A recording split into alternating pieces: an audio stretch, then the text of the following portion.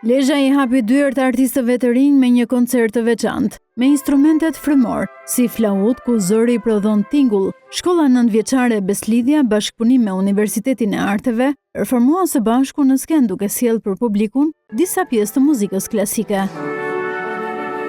Duart rokitjet i dhanë edhe më shumë frymëzim talenteve. Artistët e rinj thanë se gjithçka ishte shumë emocionuese për ta.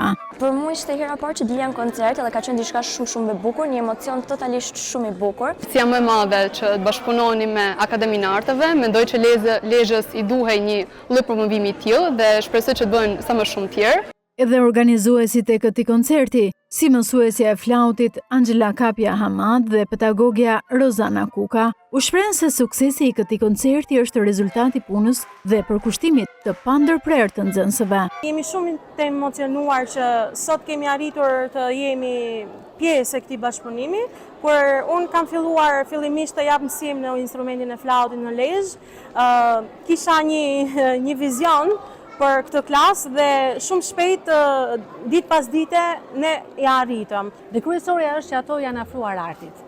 Janë afruar instrumenteve që preken me dorë, jo muzikës e cila bëhet me kompjuter dhe me tastier. Dhe ky bashkëpunim jon mendoj se është shumë frytëdhënës, inkurajues për të rinj. Ky organizim i përbashkët i dha zë jo vetëm muzikës klasike, por edhe pasionit për artin, duke nxitur brezin e ri lezhjan drejt skenave të mëdha.